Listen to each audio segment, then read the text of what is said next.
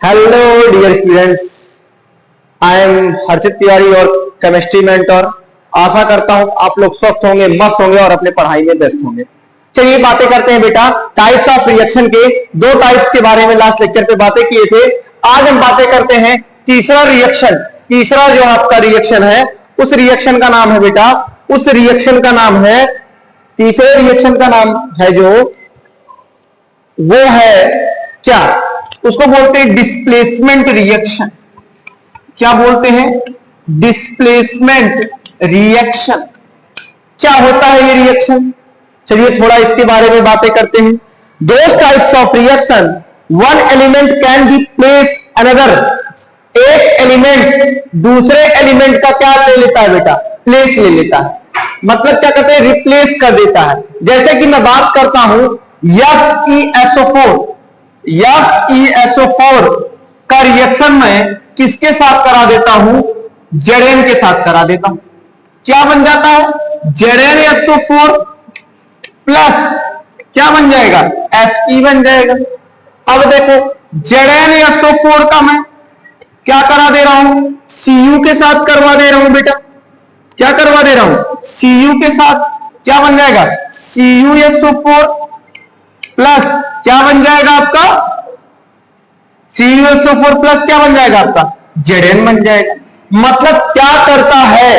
मतलब ये करता है बेटा, एक दूसरे को क्या करता है? रिप्लेस करता है। एक एलिमेंट दूसरे एलिमेंट को क्या करेगा बेटा? रिप्लेस करता है।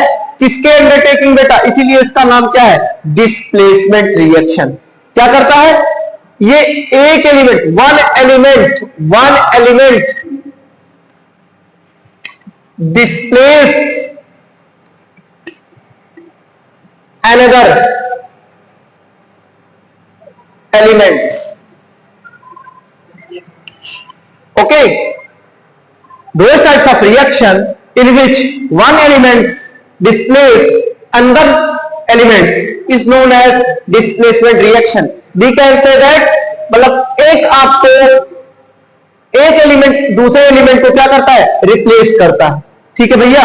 अब मैं बात करता हूं, इसके बहुत सारे रिएक्शंस हैं, बहुत सारे वो हैं। अब मैं इन सब में जैसे बात करूंगा, जैसे CuCl2 है, CuCl2 को हम PV के साथ करवा देते हैं। CuCl2 को हम PV के साथ करवा देते हैं, लेड के साथ। तो क्या बन जाता है? यहां पे बन जाएगा PbCl2 और प्लस क्या बन जाएगा यहां पे? ये आपका यहां पे आ जाएगा Cu। बात इतनी समझ में आ रही है? अब मैं बात करता हूं नेक्स्ट जो रिएक्शन है हमारा, वो नेक्स्ट रिएक्शन है क्या? Double displacement reaction. क्या है? Double displacement reaction. Next reaction हमारा है डबल डिस्प्लेसमेंट रिएक्शन। चलिए डबल डिस्प्लेसमेंट रिएक्शन क्या कहता है, इधर ध्यान दे दीजिए।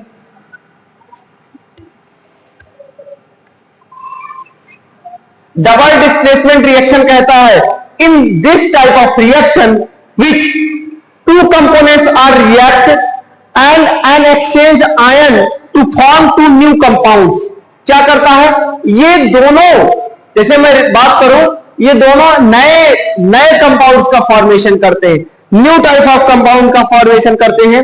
जैसा कि मैंने पहले बताया था और मैं फिर एग्जांपल के माध्यम से बात करता हूं, जैसे BaCl2 plus CuSO4, BaCl2 plus CuSO4 क्या करता है? ध्यान दीजिएगा, BaCl2 है प्लस CuSO4 है। क्या बन जाएगा बेटा? अब ध्यान देना, ये बन जाएगा BaSO4 और ये बन जाएगा CuCl2 बन जाएगा। ये BaSO4 बन जाएगा और ये क्या बन जाएगा? CuCl2 बन जाएगा। कहने का मतलब इन दिस टाइप ऑफ रिएक्शन जो आयंस होते हैं वो पूर्णतया क्या करते हैं?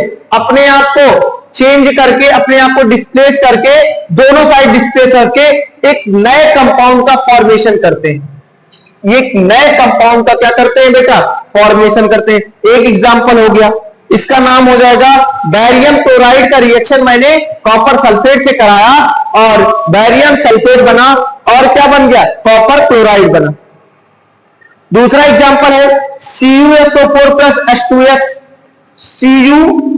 CuSO4 प्लस H2S क्या बनता है देखना, क्या बनेगा इधर ध्यान, क्या बनेगा, अब बन जाएगा आपका क्या H2SO4 और प्लस क्या बन जाएगा CuS बन जाएगा, क्या बन जाएगा CuS बन जाएगा, क्या बन जाएगा भैया CuS बन जाएगा, कॉपर सल्फेट बन जाएगा।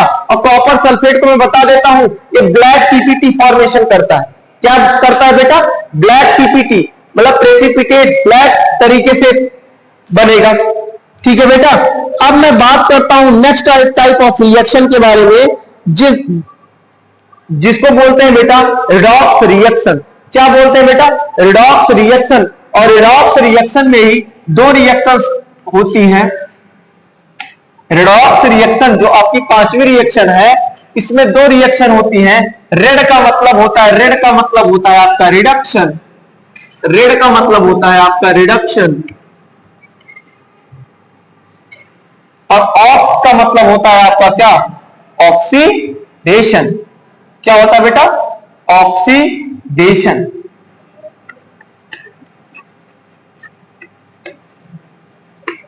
मैं बता रहा हूं ऑक्सीडेशन क्या होता है।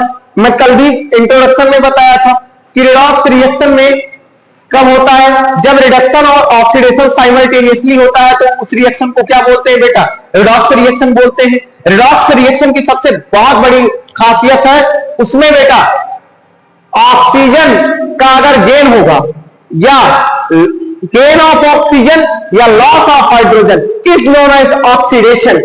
गेन ऑफ हाइड्रोजन और loss of oxygen is known as reduction. अब ये रिडक्शन और ऑक्सीडेशन किस रिएक्शन में हो रहा है, मैं बता रहा हूं आपको किस रिएक्शन में हो रहा है। जैसे बेटा H2S प्लस Cl2, मैं क्या कर देता हूं H2S प्लस Cl2, ध्यान दीजिएगा H2S प्लस Cl2 क्या बनेगा बेटा, अब इधर बन जाएगा क्या S plus 2HCl, S plus 2HCl। इधर ध्यान दीजिएगा,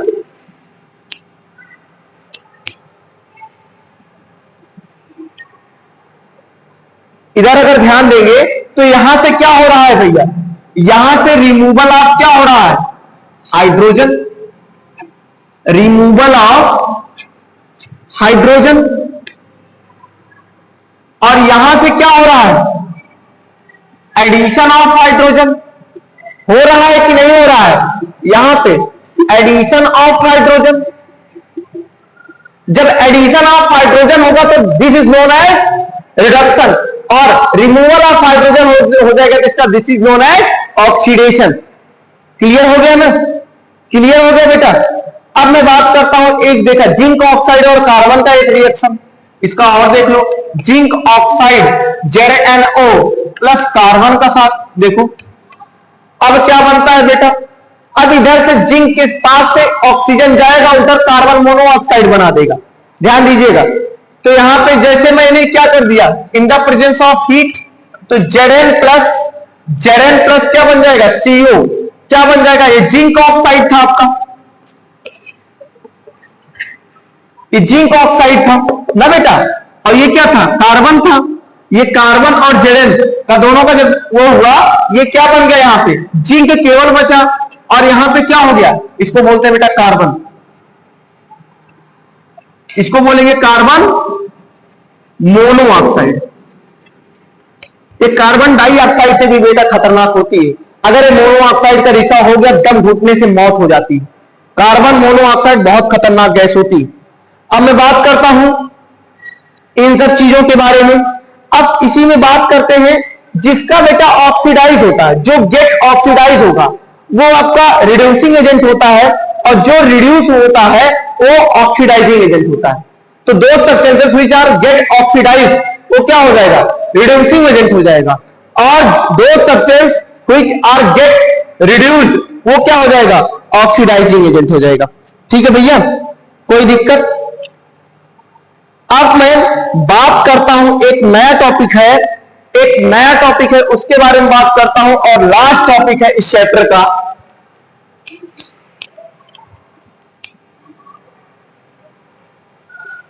इस चैप्टर का लास्ट टॉपिक है effect of oxidation reaction in everyday life. Effect of oxidation reduction in reaction in everyday life. जैसे इसमें सबसे पहला है कैरोजन ऑफ मेटल, इसको बोलते हैं कोरोजन ऑफ मेटल। क्या बोलेंगे बेटा? Corrosion of metal.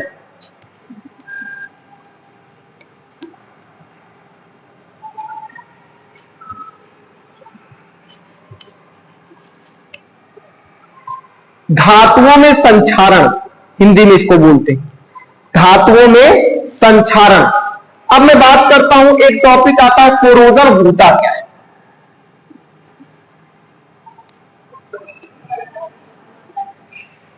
अगर मैं आपसे कहूं corrosion is the process when melt, corrosion is the topic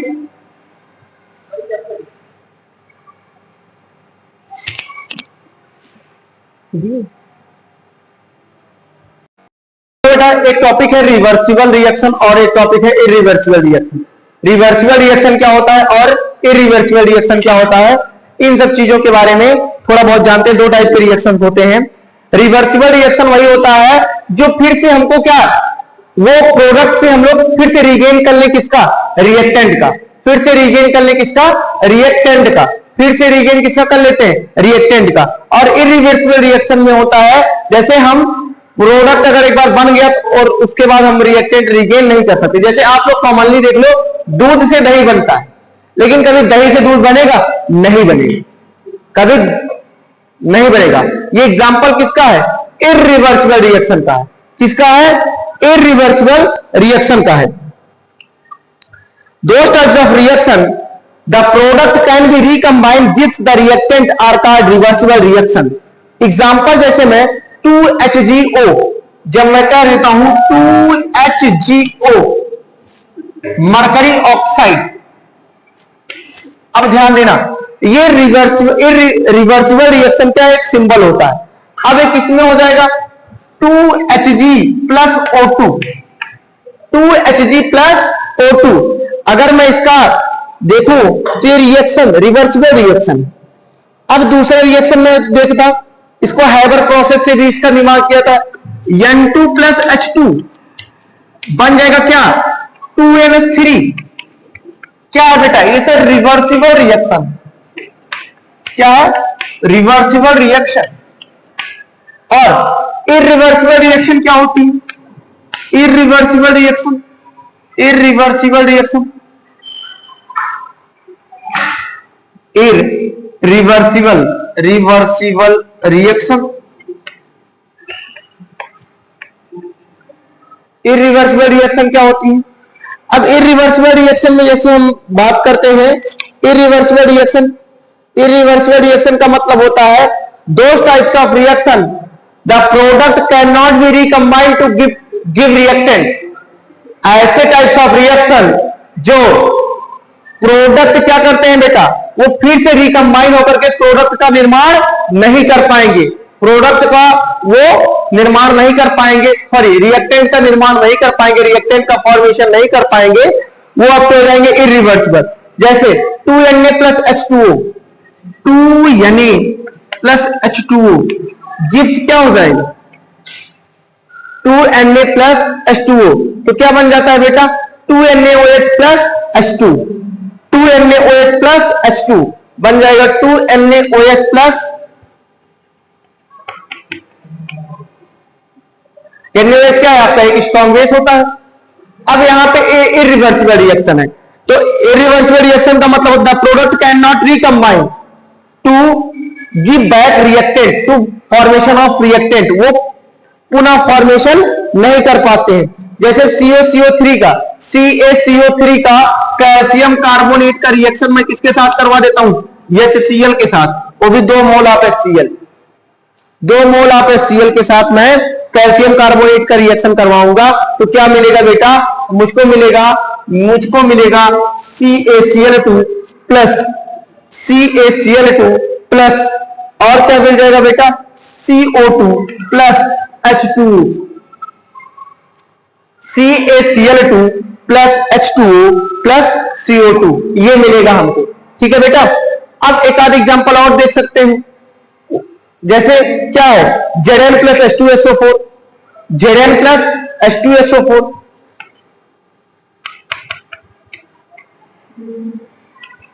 जब Zn का जिंक का रिएक्शन में एक स्ट्रॉन्ग एसिड के साथ करवाता हूं तो क्या बन जाएगा, ZnSO4 प्लस H2।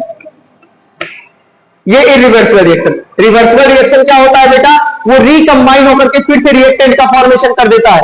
जो इरिवर्सिबल रिएक्शन होता है वो without do not recombine to form the क्या, रिएक्टेंट। तो ठीक है बेटा, अब मैं that's all about reversible and irreversible reaction. Thank you.